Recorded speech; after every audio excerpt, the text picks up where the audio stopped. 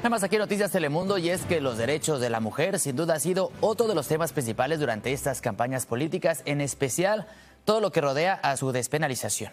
Saludamos ahora a Paula Ávila Guillén, que es una abogada internacional en favor de los derechos humanos y también directora ejecutiva de Women's Equality Center. Muy buenas tardes, Paula.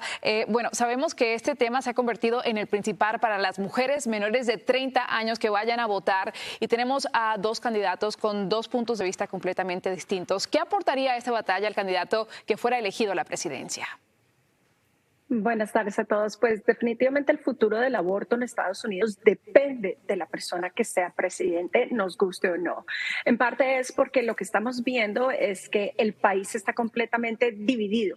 14 estados tienen unas prohibiciones muy restringidas frente a este tema y otros están avanzando en haciendo protecciones constitucionales a favor del aborto. Entonces, la única solución ante unas leyes tan contradictorias es que exista una ley federal que proteja el derecho al aborto, y eso dependerá muchísimo de quién esté en la Casa Blanca. Actualmente existen 10 estados al menos que tienen algún tipo de propuesta en torno al aborto, y serán cada estado los que van a decidir cuáles serían pues estas medidas. ¿La polarización del aborto aquí en Estados Unidos tiene algún efecto de cómo se ve o se percibe este tema, por ejemplo, en América Latina?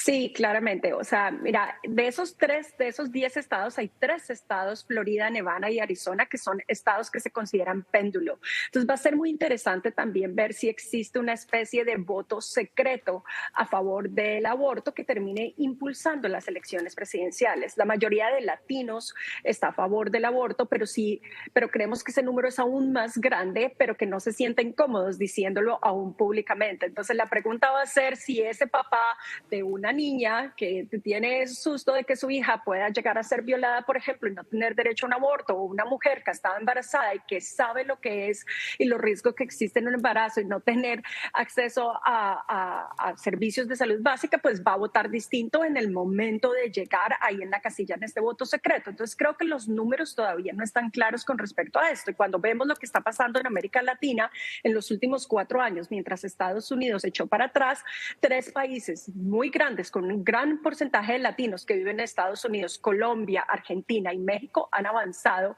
en protección del aborto. Y esto es resultado de que las historias que están saliendo ahora en Estados Unidos de mujeres con embarazos deseados que se están muriendo son las historias que hemos oído por años en Latinoamérica. Y Paula, también se ha visto esta tendencia en redes sociales de las mujeres diciendo que van a votar prácticamente en secreto, también incentivando a otras mujeres a hacer lo mismo, que no necesariamente tienen que contarle a sus seres queridos por quién votaron. Es algo que estamos viendo ahora más que nunca. Y también interesante en el estado de Florida ver también esa división dentro del propio Partido Republicano. Vemos al gobernador Ron DeSantis que está completamente en contra, y hay otras personas, mujeres, movilizándose para aprobar esa medida que protege al aborto en el estado. ¿Cómo ves eso?